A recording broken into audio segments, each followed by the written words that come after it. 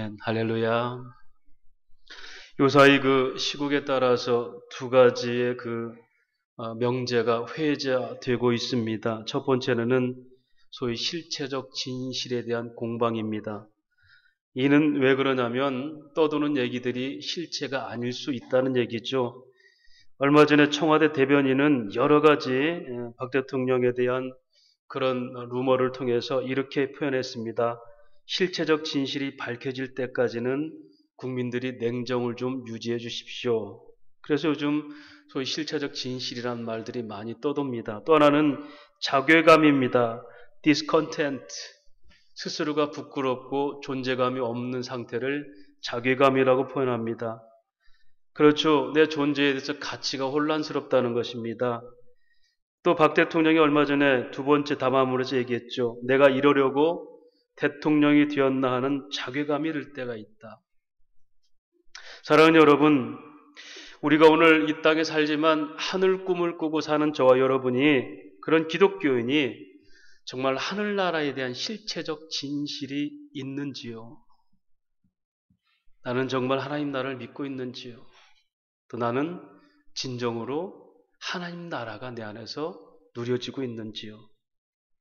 또 우리가 그렇게 믿어서 종말이 이를 때, 내가 죽든지 종말이 이를 때 나는 과연 내 존재의 가치, 살아온 흔적들에 대해서 허탈감이 들지 않고 자괴감이 들지 않는 확신의 삶을 나는 살고 있는지요?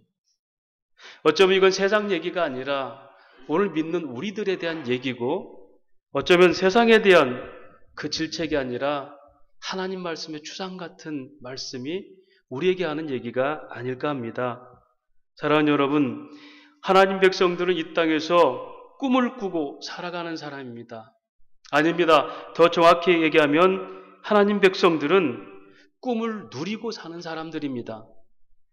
왜냐하면 하나님께서 그 꿈을 보여주셨기 때문에, 그 꿈이 우리를 견디게 하고 그 꿈이 우리를 서로 위로하게 하고 그 꿈 때문에 내 존재 가치의 설레임과 소망이 사라지지 않는 것, 이것이 기독교인의 삶입니다. 요셉은 꿈을 하나님이 주셨습니다. 꿈 때문에 많은 어려움을 당했지만 그 꿈 때문에 견뎠고, 꿈 때문에 형제들을 용서했고, 꿈 때문에 애굽 아니라 그 당시 127도나 되는 많은 나라, 세상 나라의 소망을, 설레임을 줬던 사람입니다. 내가 갖고 있는 하늘 꿈이, 내가 누리고 있는 꿈이 내 이웃, 가깝게는 내 가족들에게라도, 교회 안에서라도 어떤 역할을 하고 있는지를 보면 내가 실체적 진실인 하늘나라를 믿고 있는지, 아니면 나는 내 존재 자체에 대한 자괴감마저 드는 건지, 이건 믿음 안의 소리가 한번 냉정하게 생각을 해봐야 된다는 겁니다. 세상 사람들 우리를 헛된 꿈쟁이라고 얘기합니다. 하늘나라가 있긴 뭐가 있어? 이 땅이 전부인데 돈이 최고야, 권력이야, 건강이야, 자녀가 잘 되는 거, 이것만이 우리의 삶의 의미야, 보람이야 라고 얘기하고 있습니다. 그런데 우리는 아니야, 이 땅은 나그네 길이고 나그네 길은 빨리 지나갈수록 좋고 희끗거리지 않고 본향만 보고 가는 것이 나그네의 삶이야 라고 얘기한다면 우리의 꿈이 세상 사람들과 어떻게 들릴까요? 우리는 꿈꾸는 듯 살아가는 사람들입니다. 이게 꿈이야 생시하면서 그 복음 때문에 황홀한 하루하루를 보내는 것이 성경이 말하는 성도의 삶입니다. 그렇다면 이런 삶을 살기 위해서는 어떤 일들이 있어야 될까요? 먼저는 꿈 깨십시오. 오늘 22절부터 24절까지 말씀입니다. 유다가 여호와 보시기에 악을 행하되 그의 조상들이 행한 모든 일보다 뛰어나게 하며 그 범한 죄로 여호와의 노를 높게 하였으니 이는 그들도 산 위에와 모든 푸른 나무 아래 산당과 우상과 아세라상을 세웠습니다. 그 땅에도 남색하는 자가 있었고 여호와께서 이스라엘 자손 앞에서 쫓아내신 국민의 모든 가증한 일을 무리가 본받아 행하더라. 다시 말하면 세상 사람들이 가는 모든 길로 누가? 유다의 백성들, 르호보암과 택한 백성들이 세상 사람들 하는 모든 짓을 다 같이 했더라 이겁니다. 하나님을 섬기고 하나님의 이름으로 부름받은 그 택자인 그들이 오히려 산당을 세우고 이방 신들을 그렇게 따르고 심지어는 남색하는 자, 쾌락주의에 빠져 어떤 자들, 이스라엘에서 떨어진 자들, 즉 믿지 않는 일반인들, 이방인들과 똑같이 살았더라. 여러분, 우상이 이방인들의 것입니까? 쾌락이 교회 밖에 세상 사람들만의 것입니까? 우리는 뭔가 착각할 때가 많아요. 우리가 우상을 섬기는 자들이에요. 우리가 쾌락을 즐기는 사람들입니다. 종종 교회 안에서 이런 사람들은 정말 본의 안 돼. 어떻게 저럴 수 있을까? 교인으로 그럴 수 있을까? 아닙니다. 그게 우리입니다. 하나님 꿈을 주셨지만 여전히 우리는 세상 사람 가는 길대로 본받아서 가고 있습니다. 동성애 보십시오, 여러분. 이제 이 미국에서 많은 교회들이 동성애 다 합법으로 인정하고 목사들 동성 결혼 주례하잖아요. 세상 사람들이 가는 길을 똑같이 가고 있고 하나님 중심보다는 인권이라는 걸 내세워서 그렇게 행하고 있어요. 이게 세상 사람들 얘기가 아니라 오늘 24절 말씀 그랬잖아요. 모든 가증한 무리를 본받아 행하였더라. 교회 안에서 거룩한 삶이 아니고 성도의 택한 삶이 아니고 세상을 닮아가는 우리들이에요. 그래서 일단 세상이 추구하는 가치가 우리 것이 돼야 된다는 거예요. 그걸 누리는 것을 축복받았다. 이렇게 하는 거예요. 교회는 좀 빠지고 교회는 좀 소홀해도 내게 소득이 있고 주어지면 이게 복이다라 생각. 그래서 우리가 먼저는 정말 하늘나라의 삶을 살기 위해서는 먼저는 우리가 거룩하다는 이 스스로의 거룩이다는 꿈을 먼저 깨셔야 됩니다.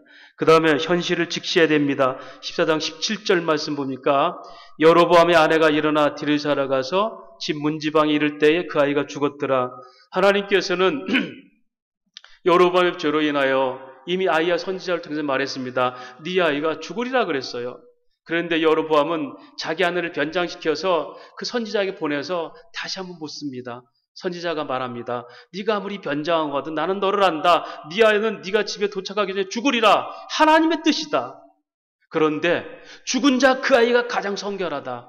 다시 말하면 살아 숨쉬는 너희들이 다 멸망받고 오히려 지금 죽는 그 아이가 가장 순결하다는 얘기예요. 다시 말할까요? 우린 살아봤자 죄만 더할 뿐이지 빨리 죽는 게 덜 죄 짓는 거다. 이게 지금 심판에 이른 이 이스라엘, 북쪽 이스라엘에 대한 얘기예요.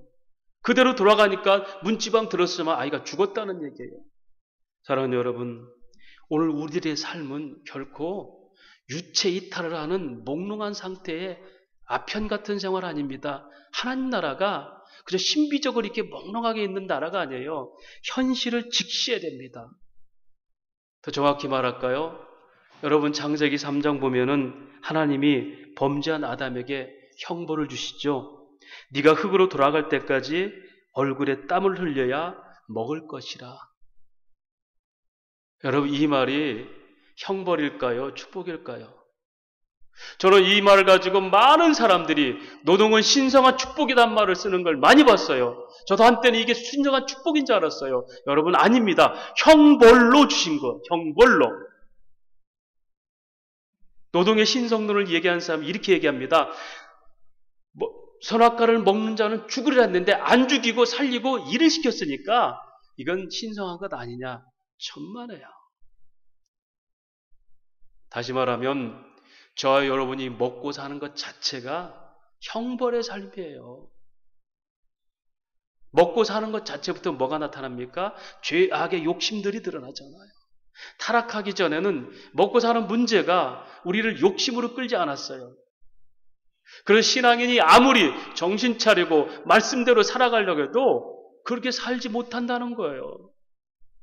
그런 의미에서 오히려 이런 처참한 환경을 통해서 하나님 우리에게 뭘 가르치시려 했을까? 사는 게 전쟁같이 사는 이 환경에서 하나님은 뭘 가르치실까? 그것은 너희가 이 땅은 안식이 아니다. 아무리 너희가 노력을 해서 많이 먹고 잘 살고 할지라도 그건 영원한 안식이 아니야. 다시 말씀드릴까요? 우리가 처음 얘기 드린 것처럼 하나님 나라 가는 나그네 길에는 옆에 좌우 돌아볼 필요도 없어.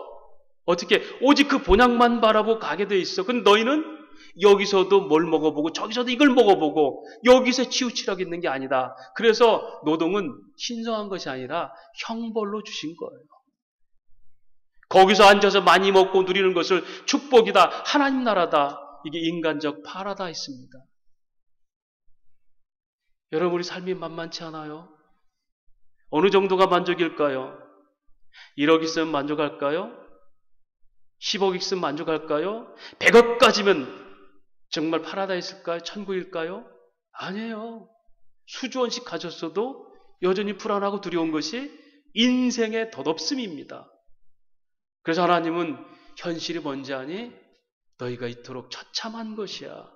그런데 많은 신앙인들이 이 땅을 마치 몽롱하게 하나님 나라같이 느끼려고 그래요. 여러분, 이것도 빨리 버리셔야 돼요. 이 땅은 아무리 우리가 안락을 누리려 해도 결코 하나님 나라가 아닙니다.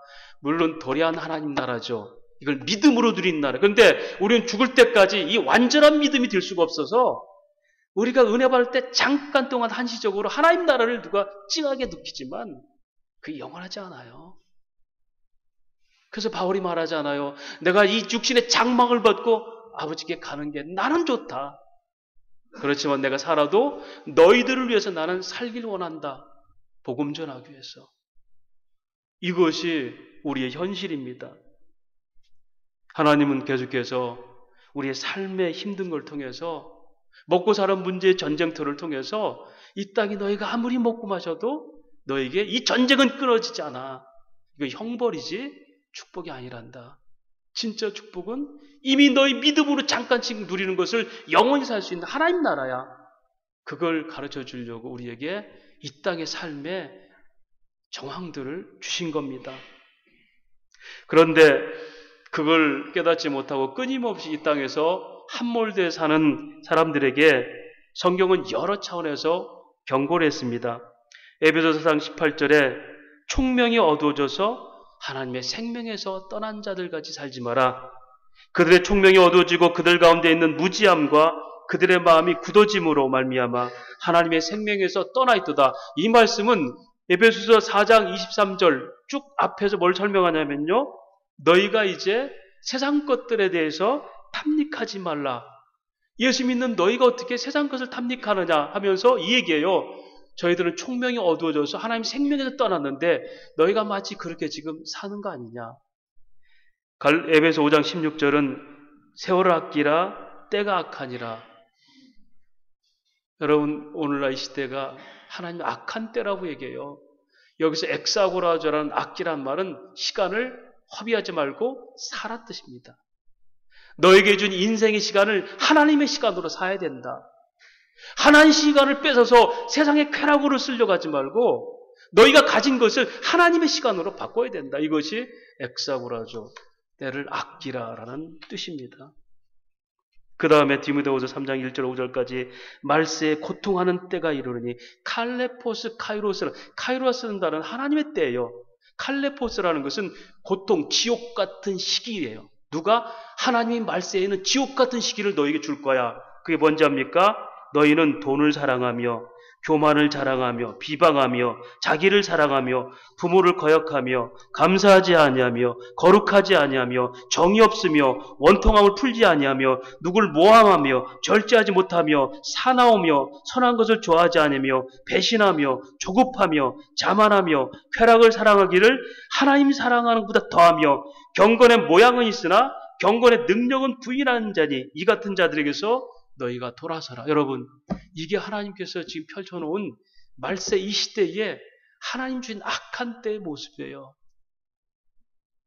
왜 악한 때를 하나님이 주셨을까요? 추수할 때 알곡과 곡식을 거두게 합니다. 우리가 지금 이 악한 칼레포스, 카이로스, 하나님 만드신 악한 세대, 사람들은 말합니다. 우리가 착하게 살면 세상은 변할 것이다. 아니에요. 기독교적 사관으로서는 세상을 종말을 향해 치닫고 있어요. 왜? 그래야 새하늘과 새 땅이 옵니다. 우리 역사 비관론자들입니다. 인류 역사의 비관론자. 왜? 세상이 망해야 돼요. 그래 하나님 나라가 궁극적으로 이루어지니까. 촛불 켜서 세상이 밝아진다면 촛불 켜셔야죠. 더 큰 불 켜셔야죠. 사람 바꿔서 역사가 바뀐다면 여러분 목숨 걸어야죠. 그거 하지 말라는 거 아닙니다. 그러나 점점 더 세상은 더 악한 세상으로 달려가게 돼 있어요. 그 속에서 하나님 뭘 봅니까? 그럼에도 불구하고 진리가 배반하지 않는, 진리가 동반된 영원한 평안, 에이레네가 뭔가, 그걸 너희가 너희 안에서 누리지 못하면 세상이 아무리 혼란스러워도 너희가 그걸 누릴 때는 안식이 있지만 누리지 못하면 너희도 역시 정처 없이 이곳저곳에 편성해서 소리내고 윽박 지르고 저 사람 때문이라고 비판할 수밖에 없다. 분노와 배반하며 정이 없으며 자기를 더 사랑하고, 이게 여러분 세상의 지금 흐름이고 하나님의 때예요. 그런데 오늘 성경은 그 경고가 실제적으로 나타났죠. 어떻게? 여로보암의 아들이 죽었잖아요. 여러분 이게 전쟁 아닙니까? 이게 실제 아니에요? 또 전쟁이 났습니다. 애굽 시삭이 쳐들어와가지고 르브암 왕제 쳐들어와가지고 유다를 다 짓밟았어요. 성전에 있는 모든 물건 다 가져가고 솔로몬이 지었던 그 왕궁 화려한 거 다 가져가고, 여러분 우리가 가진 재물이 다 뺏기는 현실이 지금 이 시대였어요. 생활터전이 무너지죠. 그리고 드디어는 유다가 적국인 바벨론에게 BC 587년에 포로로 잡혀가서 70년 만에 돌아오잖아요. 이게 우리 현실이에요. 이 삶을 직시하라는 겁니다. 우리가 사는 인생은, 이 땅은 하나님 나라가 이루어지기까지는, 영원한 나라가 이루어지기까지는 끊임없이 전쟁과 그런 악습들이 뒤를 대기 시작하고 끊임없이 이루어진다는 거예요. 자녀가 죽기도 하고 내 물건이 다 뺏기고 부도가 나기도 하고 병들기도 하고 심지어는 인간의 존엄성까지도 멸실당하는 그런 자존심 상하는 일들이 끊임없이 벌어진다는 거예요. 결국 모든 인간의 주권이 다 털려버립니다. 여러분 오늘날 사람들이 왜 그렇게 아우성치는지 알아요? 내 뜻대로 안 되니까 아우성치는 거예요. 내 존재감대로 안 되니까. 내 뜻대로 되면 아우성칠 필요가 뭐가 있어요? 그것이 여러분 상대적인 것보다 내가 하는 욕심이 나를 채우지 못하면 가족이라도 부부라도 자녀라도요, 부자간이라도 그것 때문에 소송하고 투쟁하고 그리고 윽박지르게 돼 있어요. 이것이 이 세상의 실체입니다. 이걸 우리가 무시하지 말라는 거예요. 교회 안에서 마찬가지입니다. 거룩한 공동체로 저와 여러분이 하나가 되려고 모였지만 서로 이것들이 존재해서 끊임없는 전쟁이에요. 교회 안에서조차. 사랑할 수 없고 무정하며 내가 우선이고, 이 상태를 직시하라는 겁니다. 여기가 교회에 모였다고 해서 파라다이스가 아니고 하나님 나라가 아니에요. 그 나라를 꿈꾸는 사람들이죠. 하나님 나라가 아니에요. 그걸 착각하니까 교회가 더 소용없더라. 맞습니다. 구원받은 죄인들이 모이는 것이 교회지요. 천사가 아닙니다. 어떤 책임을 서로 전가합니까? 너는 집사면서 그럴 수 있어? 내가 그런데요. 내가. 하나님 떠난 인간의 실상이 바로 그겁니다. 이게 실체적 현실이에요. 이 땅은 결코 축복의 땅이 아니에요. 이 땅은 결코 평화의 땅이 아닙니다. 전쟁과 난리와 소문이 뒤를 잇고 있고요. 우리 심령은 갈갈이 찢어지고 하나님의 그 은혜로 복음으로 우리가 무장되지 않으면 끊임없이 갈등과 번민과 다른 사람 탓하고 이렇게 살 수밖에 없는 현실이라는 것을 먼저 인정해야 돼요. 그런데 그 속에서도 여전히 꿈을 꾸고 산단 말이에요. 될 수 있을 거야. 할 수 있을 거야. 그것도 나는 안 변하면서 저 사람만 변하면 할 수 있을 거야. 그런데 그럴수록 사망 권세만 더 임하죠. 분노만 가득 차고 함성이 높아질수록 욕망은 치솟습니다. 로마서 6장 23절 말합니다. 죄의 삭은 사망입니다. 그러나 하나님의 은사는 그리스도 예수 안에 있는 영생이에요. 죄된 인생은 끝내는 사망의 권세로 사는 겁니다. 그러나 그리스도 은사, 그리스도를 통한 하나님의 선물은 영생이라는 거죠. 그런데 여러분, 이렇게 절망적인 인생에게 그 꿈이 실현됐어요. 하나님 그 마음에 주신 하늘 꿈이 실현됐습니다. 이걸 언약의 성취라고 그래요. 시편 126편이 바로 그 얘기입니다. 시편 126편은 이스라엘 역사 속에서 일어난 일을 시가서라는 노래를 통해서 설명하는 이것을 하나님의 신실성에 대한 고백인데요. 시편 116편은 이스라엘 백성들 즉 유다가 바벨론에서 돌아와서 하나님의 은혜를 찬양하면서 고백하는 찬양이 시편 126편 찬양이에요. 이것을 성전에 올라가는 노래라고 졌어요. 근데 이때 성전은 초막절을 지키러 가면서 불렀던 노래들이에요. 그들이 유다 백성들이 바벨론에 70년 포로로 있다가 돌아와서 이 노래를 부르면서 성전을 올라가는데 시편 126편 1절 여호와께서 시온의 포로를 돌려보실 때에 우리는 꿈꾸는 것 같다도다. 여호와께서 시온으로 포로된 상태로 돌아오게 하실 때 우리는 꿈꾸는 것 같다도다. 여러분 오늘 설교 주제가 뭡니까? 꿈꾸는 듯 누리십니까? 꿈꾸는 듯 누리는 삶이라고 그랬죠. 꿈만 꾸고 내 꿈 꾸는 게 아니라 하나님 주신 꿈대로 나는 살아가는 것, 이게 믿음입니다. 보세요. 그들이 지금 유다가 바벨론에서 포로로 70년 잡혔다가 돌아와서 하나님의 은혜를 누리면서 오랍니까? 야, 우리가 진짜 꿈꾸는 것 같도다. 이게 현실이야? 이게 복음이에요. 복음.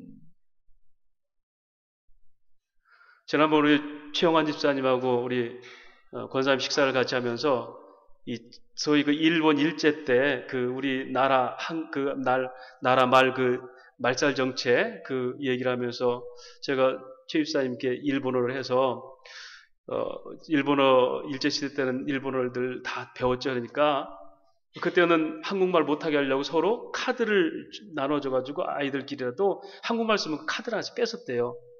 그걸 통해서 한국말을 다 없애버리려고 그랬어요.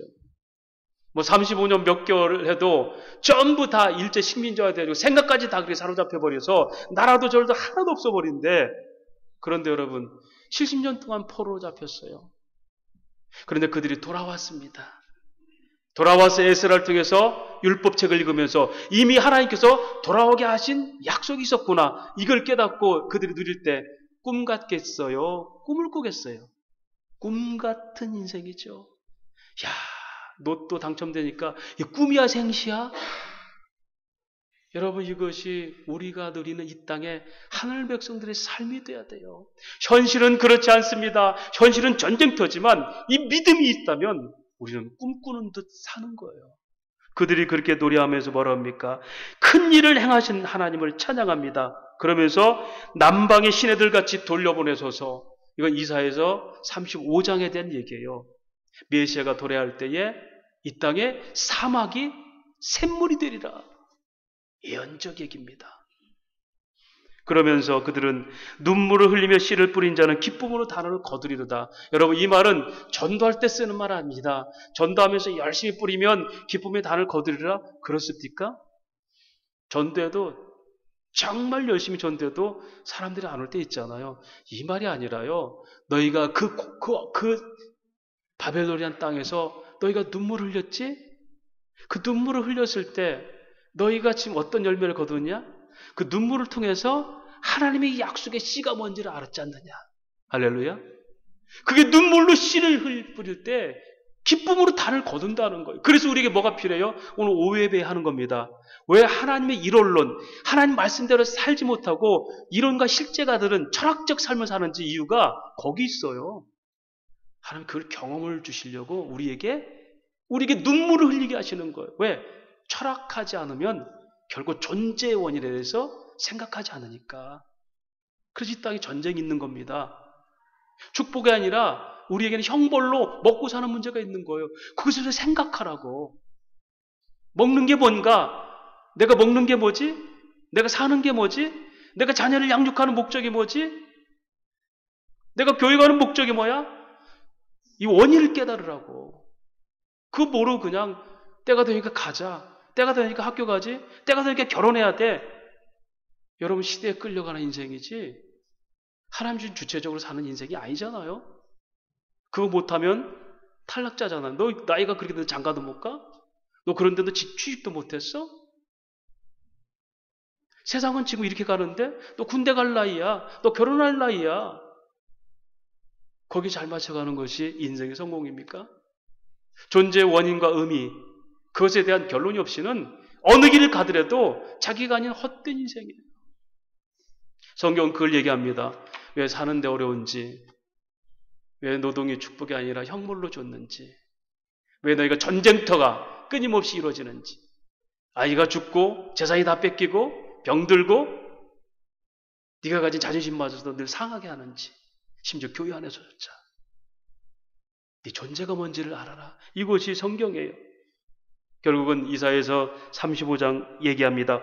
여호와의 속량함을 받은 자들이 돌아오되 노래하며 시온에 이르러 그들의 머리 위에 영원한 희락을 띠고 기쁨과 즐거움을 얻으리니 슬픔과 탄식이 사라지리라. 이게 메시아가 도래할 때 너희가 주의 포로에서 돌아와서 바벨론에서 유다가 돌아와서 그렇게 하나님 찬양했던 것처럼 꿈꾸는 삶을 살아가는 것처럼 너희가 그 메시아를 통한 그 복음이 깨달아지면 너희의 그런 희락과 즐거움으로 이 땅을 꿈꾸는 듯 살 수 있다. 이것이 이루어진 것이 누가복음 4장 17절 19절까지 예수님께서 당신에 대한 설명이었어요. 선지자 이사야의 글을 드리거늘 책을 펴서 이렇게 기록한 데를 찾으시니 곧 주의 성령이 내게 임하셨으니 이는 가난한 자에게 복음을 전하게 하시려고 내게 기름 부으시고 나를 보내사 포로된 자에게 자유를 눈먼 자에게 다시 보게 함을 전파하게 하며 눌린 자를 자유롭게 하며 주의 은혜를 전파하게 하려 함이라. 오늘 말 바로 그 말이 너에게 응하였느니라. 내가 바로 그 메시아다. 포로된 자를 자유케 하라. 여러분, 이것이 우리가 누리는 꿈꾸는 듯한 삶의 실상입니다. 이것이 우리가 어떤 암울한 상황에서도 스스로 존재 가치를 부끄럽게 여기지 않는 자괴감을 가지지 않을 방법이에요. 아, 그리스도가 절망적인 인생, 죄로 말미암아 사망의 권세가 임한 나에게 이렇게 은사로서 영생을 주셨구나. 아, 이 땅은 나그네 길로 힐끗거리면서 여기 기운 저기 기운이 아니라 오직 하나님 바라보고 가는 거구나. 내가 이 땅에 살 목적이 있다면 이 하나님 나라를 찬양하면서 주님 부르실 때에 여기에 이르렀나이다 하는 것, 이것이 나의 인생길이었구나. 그런데 여기서 집 짓고 이것저것 하면서 여기서 만족하고 형벌로 준 노동을 여기서 뭔가 얻어서 여기서 파라다이스를 꿈꾸는 것, 이건 우리 인생이 아니었구나. 그렇다면 이 꿈이 실현되는 삶을 위해서 어떻게 할까요? 먼저는 하나님의 안식, 하나님의 언약을 믿으세요. 14장 18절 말씀입니다. 온 이스라엘이 그를 장사하고 그를 위하여 슬퍼하니 여호와께서 그종 선지자 아이야를 통해서 하신 말씀과 같았더라. 아이를 살리려고 아무리 해도 하나님 그 아이가 죽어야 돼요. 아까 르호보암 때 유다는 애굽왕 시삭이 쳐들어와서 물건들 다 가져가면서 성전에 있던 금으로 된 방패를 가져갔어요. 그러니까 르호보암이 대신 노수로 방패를 만들어서 그걸 걸어놨어요. 여러분, 금이라는 것은 불변한 거예요. 하나님의 불변한 사랑이 그들의 범죄를 나서 떠나버렸단 말이에요. 노수로 만들어서 방패 세워봤자 아니에요. 하나님 말씀의 방패가, 믿음의 방패가 없이는 세상 어떤 곳으로 번짓다 해도 여러분 그건 막아지지가 않아요. 인간은 끊임없이 심리 플레이로 자기 모색을 합니다. 이랬으니까 내가 이렇게 해봐야지. 아니에요. 그럴 때 하나님 앞에 적나라하게 드러나는 겁니다. 하나님, 제가 바로 그런 존재입니다. 내가 전쟁터 같은 삶을 살고 나는 여전히 그 속에서 꿈을 꾸고 있는데 하나님의 은혜가 깨달아지지 않으면 나는 실제적 진실이 아닌 내가 가설한, 내가 만들어낸 종교로 나는 내 만족으로 하나님을 이용하고 살 수밖에 없습니다. 이게 하나님이 우리에게 약속하신 거예요. 오늘 약속이 뭡니까? 네 아들이 죽으리라. 죽게 되어 있어요. 왜 죽을까요? 열왕기 상하는 이탈 왕조의 멸망이에요. 너희가 다윗을 통해서 나라를 세운다? 근데 그 나라가 영원할 것 같아? 아니야. 그 나라도 두쪽이 나지? 결국 여로보암도 범죄해. 그래서 너희 둘 다 망해. 그럼에도 한 나라는 내가 살려. 누구냐면 메시아가 오실 다윗의 후손으로 오게 돼 있어. 그래서 다윗의 왕각은 유다를 통해서 이루어져. 유다의 홀에서 다윗의 자손으로 메시아가 오는 거야. 그래, 너희는 뭐다? 언약의 씨야. 그 중간에 너희는 이방 나라에 잡혀갈 수도 있고 너희 죄 때문에 멸망의 형벌을 치를 수도 있어. 그러나 다시 돌아오게 해.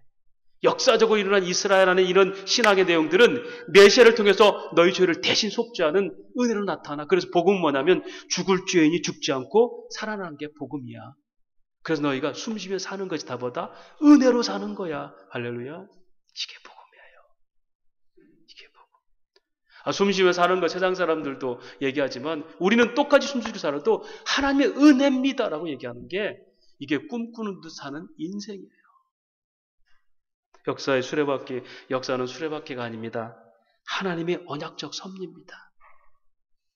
사람들에 의해서 평가되는 게 아니라 하나님의 말씀에서 진리와 비진리가 나눠지는 겁니다. 그것을 로마서는 말합니다. 만물이 주에게서 나오고 주를 통해 주께로 간다. 두 번째로 그 섭리, 즉 역사 실행을 믿으셔야 됩니다. 오늘 14장 22절 말씀 보니까 유다가 여호와의 보시기에 악을 행하되 그의 조상들이 행한 모든 일보다 뛰어나게 하여 그 범죄로 인하여 여호와를 노엽게 하였으니. 여러분, 유다가 범죄해서 하나님이 노했습니까? 유다가 범죄하도록 하나님이 하셨습니까? 허용적 범죄예요. 우리는 가만히 놔둬도 죄를 짓는 사람이기 때문에 하나님이 죄짓지 못하면 막아줘야 돼. 근데 너희 할 때는 놔둬 그러면 죄짓게 돼 있어요. 이게 허용적 범죄라는 거예요. 그 노여움을 타셔서 현실적으로는 네가 징계당해. 그래서 바벨론의 포로가 돼. 그러나 이미 이건 역사에 하나님의 언약이 실행되는 과정이에요. 여호와를 노엽게 하였으니 역사는 반드시 실행 과정을 통해서 하나님의 약속들을 증명해내는 겁니다. 그래서 우리는 하나님의 심판을 결코 여러분 소리하지 마십시오.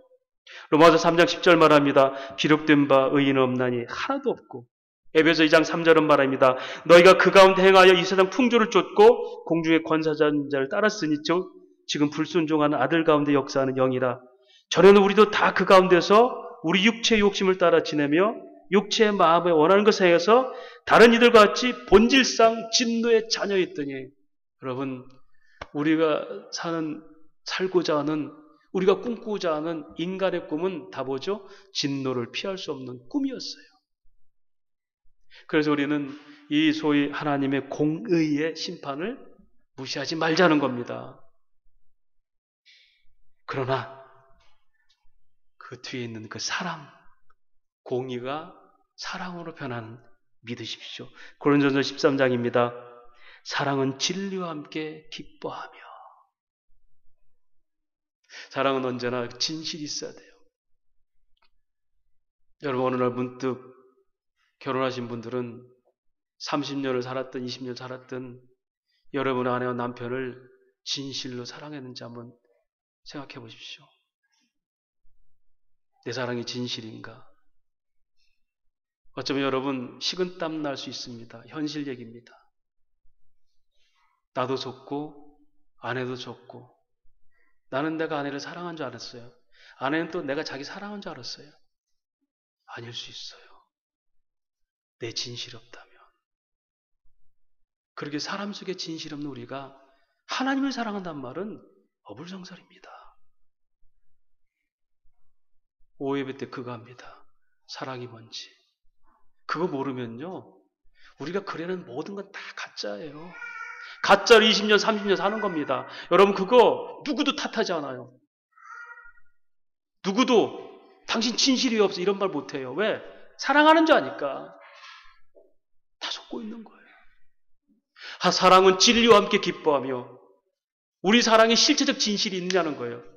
사람들이 말하는 그런 게 아니라 나는 죽어갔다 깨어나도 이걸 당신이 이만큼 나 사랑해. 실체적 진실이 있냐는 거예요.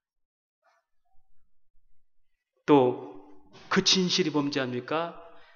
고린도전서 13장 5절에 사랑은 자기 유익을 구치 아니하고.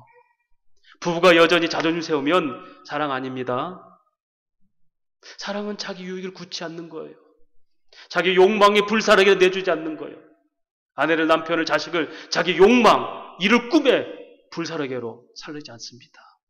오늘날 세상은 자기를 불태워서 욕망을 이루려고 사는 거예요. 그게 누구도 대상이 될 수 있어요. 자식도 대상이 될 수 있어요. 돈만이 아닙니다. 세상만이 아닙니다. 이게 우리가 하나님의 나라를 누리지 못하는 원인들이에요. 그래서 예수님 말합니다. 고린도전서 14장 3절에 네 몸을 불사르게 내어줄지라도 사랑이 없으면 아무것도 아니야. 이 말은 뭐냐면 네가 네 자신의 욕망을 위해서 아무리 열심히 살았고 주여 주여 불렀지만 그 그리스도의 사랑으로 변환된 이 변화된 삶이 없으면 아무것도 아니야. 가짜야. 푸토시스, 헛된 것이야. 그래서 우리가 식은땀 나는 거예요. 어느 날 잠에서 깨서 문득 하나님 나는 진실합니까? 내가 하는 말들에는 의미가 있습니까? 삶을 고사하고 내가 깨닫는 것마저도 하나님 진실입니까? 이거 하라고 이 땅에 우리에게 노동의 형벌을 주신 거예요. 먹고 사는 문제부터 왜 먹고 사는지를 깨달아라. 그것이 해결되지 않으면 우리 인생 끊임없이 세상이 추구하는 방식으로 갑니다. 그들과 똑같이. 그리고 우리는 세속주의라고 얘기하는 거예요. 아닙니다. 우리가 세속주의, 우리가 우상이, 자기 욕망의 우상입니까?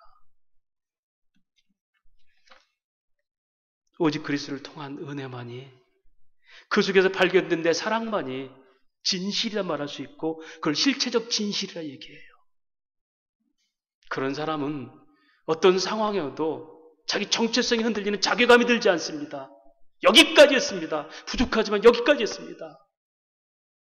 그리고 하나님 앞에 가는 겁니다. 말씀을 정리합니다. 이미 그 사랑의 진실로 예수께서 우리에게 오셨습니다. 그리고 우리의 모든 욕심을 그분과 함께 못 박은 거예요. 어떻게? 십자가에. 갈라디아서 5장 24절입니다. 그리스도 예수의 사람들은 육체와 함께 그 정욕과 탐심을 이미 십자가에 못 박았느니라. 이게 임의가 안 되어버리면 우리에게는 심각한 문제가 발생되는 거예요. 사랑하는 여러분, 자신에 관해서 진실하지 못하면 자신과 관련 모든 것이 다 진실하지 못합니다. 사랑도 은혜도 관계도 가족 안에서도 교회 안에서도 하나님께 관해서도, 여러분 그렇다면 미래에 관해서도 우리는 가짜를 믿고 사는 겁니다. 그리스도의 사랑이 없으면 아무것도 아닙니다. 그래서 그 사랑은 언제나 진리, 진실과 함께 기뻐하는 거예요. 내가 하는 말들, 내가 움직이는 행동들, 나는 진실한가? 내게 사랑이 있는가? 사랑은 내가 없는 걸 주는 게 아닙니다. 내가 느꼈던 내 진실을 그대로 발산하는 거예요. 그게 사랑이에요. 내 진실이 발산되지 않으면 다 외식이죠. 가짜죠. 위선이죠. 처세술이죠. 내가 나인 것, 속이면 나인 것, 이것이 진리요 진실입니다. 그런 먼저 자기 유익을 굳지 않은 것부터 시작돼요. 그것을 자기 부인이라고 그래요. 그래야 주의 십자가를 지고 주를 쫓을 수가 있습니다. 그런 삶만이 꿈꾸다가 죽는 인생이 아니라 주신 꿈을 누리면서 꿈꾸는 듯 사는 인생, 하나님 나라 이루어진 그런 삶을 살 수 있습니다. 그런 믿음의 성도가 되시기를 주의 이름으로 축원합니다. 하나님 아버지 은혜를 감사합니다.